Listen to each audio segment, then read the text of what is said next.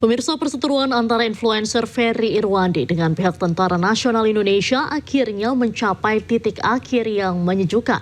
Melalui unggahan media sosial Instagram, Ferry umumkan kedua belah pihak telah sepakat berdamai.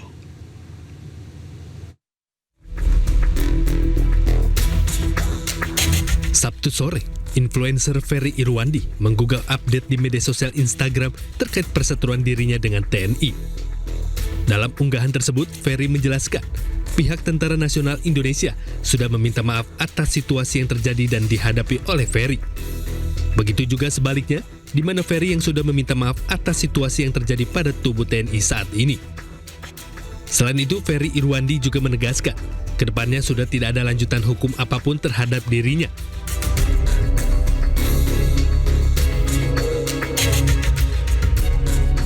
Urusan antara Ferry dan TNI pun selesai. Dari tim liputan iNews melaporkan. Setelah unjuk rasa sepekan di berbagai wilayah di Indonesia, pemerintah dan DPR RI akhirnya sepakat mempercepat pembahasan RUU perampasan aset. DPR RI sepakat memasukkan RUU perampasan aset ke dalam program legislasi nasional prioritas 2025.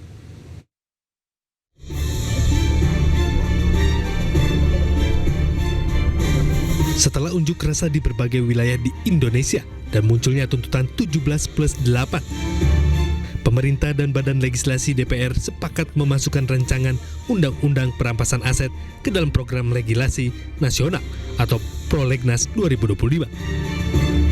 Menteri Hukum RI Supratman Andi Aktas pun mendukung langkah balik DPR untuk membahas RUU ini. Bahwa insya Allah dalam evaluasi prolegnas yang akan datang, maksudnya sekarang ini itu sudah disepakati akan diinisiasi oleh DPR. Karena itu dari awal juga memang DPR ingin menginisiasi itu, sehingga pemerintah tinggal menunggu hasil penyusunannya, kemudian nanti dikirim, Presiden akan menerbitkan Supres. Sementara Ketua Balik DPR Bob Hasan memastikan pembahasan RUU perampasan aset akan mengedepankan partisipasi publik. Seluruh elemen masyarakat bisa memberi masukan ke dalam RUU perampasan aset secara terbuka. Targetnya tahun ini semuanya harus dibereskan, tetapi kemudian kita ini namanya meaningful. Harus memenuhi meaningful partisipasi publik. Meaningful itu adalah yang bermakna. Nah, maknanya adalah apa? Kita jangan hanya tahu judulnya perampasan aset, harus tahu seluruh publik apa isinya perampasan aset itu. Wacana dari pemerintah dan DPR untuk membahas RUU perampasan aset sudah bergulir sejak 2023.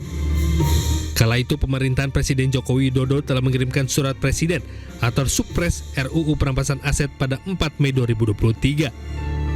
Namun hingga rapat paripurna terakhir DPR periode 2019-2024 pada 30 September 2024, pembahasan RUU perampasan aset belum pernah dilakukan.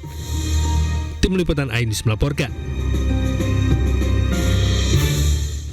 Mahfud MD, Menteri Koordinator Bidang Politik Hukum dan Keamanan periode 2019 hingga 2024, menyebut banyak pihak yang bicara mengenai mekanisme perampasan aset namun belum memahami sepenuhnya. Mahfud menegaskan perampasan aset dalam tindak pidana tidak bisa dilakukan secara sembarangan. Yang berkomentar tapi belum tahu. Misalnya mengatakan, bahaya tuh undang-undang perampasan aset. Harta Anda hanya karena Anda dicurigai bisa dirampas. Enggak. Jadi untuk perampasan aset dalam tindak pidana itu ada satu tindak pidana yang tidak bisa segera dilakukan, tetapi kalau dibiarkan asetnya itu kan hilang. Ya. Misalnya, ini ada tindak pidana. Misalnya ya, rumah ini diindikasikan tindak pidana. Ya, Mas Denny pergi entah kemana, nggak ada. Ini rampas dulu biar dia pulang. Tetapi perampasan aset ini bukan dirampas oleh polisi, bukan. Itu pengadilan yang mutus. Jadi gini, saya penyidik, saya punya itu rumah tuh perlu dirampas tuh, ada dugaan korupsi itu.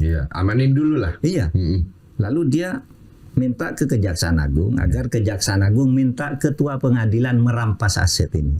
Oh, harus lewat situ. Iya, nggak bisa langsung dirampas gitu. Nah, pidananya ya tersangkanya dicari gitu. Beriringan. Iya, beriringan. Tapi ya, ini sudah aman karena harta yang begini banyak. Jadi ada tindak pidana orangnya belum ketemu, hartanya udah dibagi-bagi, udah bersertifikat sebelum ini tertangkap. Loh, kok bisa begitu? Dia kan banyak. Kayak ini BLBI ini, jaminan BLBI Itu ini. jadinya pelanggaran hukum lagi dong, Dia Pak. pelanggaran hukum. Kalau ada undang-undang perampasan aset, biar orangnya lari, saya bawa ini. Betul. Nanti kalau pulang dihitung lagi. Betul. Putusan pengadilan mengatakan, Pak, Anda yang rumah perampasan aset kemarin 7 hektar, itu yang 6 hektar saja yang boleh Anda ambil. Ya, sisanya kembalikan. Sesudah ada putusan hakim pidananya. Kalau perampasan asetnya ini dilakukan dengan cara perdata. Ini kasus pidana, tetapi diselesaikan dengan cara perdata. Diambil dulu.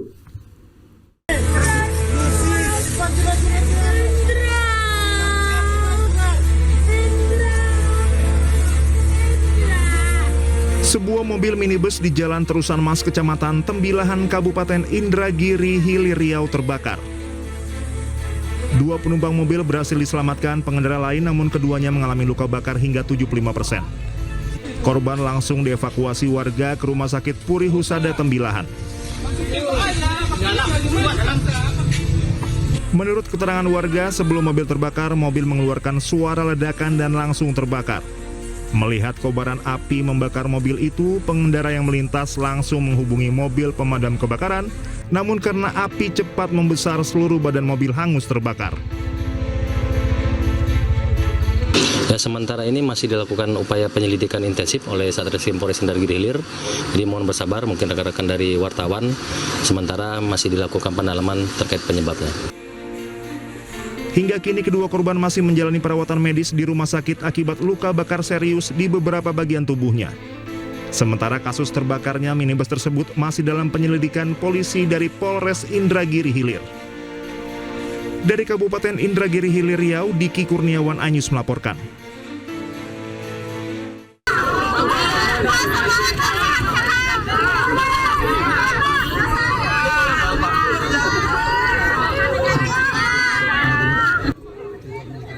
Kedatangan Presiden Prabowo Subianto di kawasan Pasar Kumbasari yang berada di Jalan Gajah Mada, Denpasar, Bali disambut meriah warga.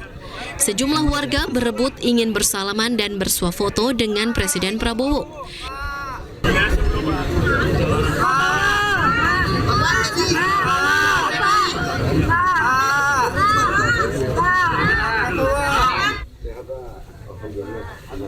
Dalam kunjungannya, Presiden Prabowo juga sempat meninjau sejumlah kerusakan dengan menyusuri gang-gang permukiman warga.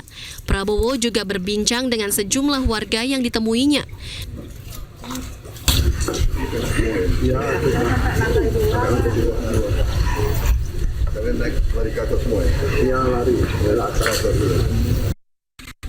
Presiden Prabowo juga berbincang dengan sejumlah anak-anak yang ditemuinya di lokasi terdampak.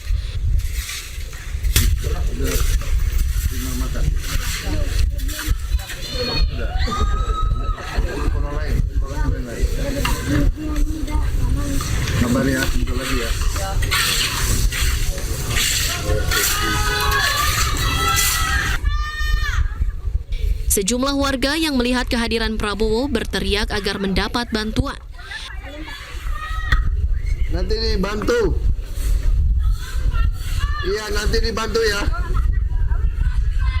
Ganteng juga Bapak. Iya, aduh, itu biasanya lihat dikit aja, Pak. Gitu.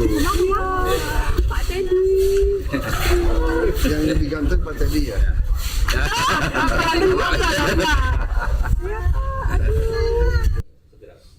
Dalam kesempatan itu, sejumlah warga sempat curhat kehilangan harta benda hingga barang dagangan akibat terseret banjir. Nyawanya bagaimana? Ada satu nada. Cepetan ada yang nolong. Prabowo pun berjanji akan membantu para korban terdampak banjir.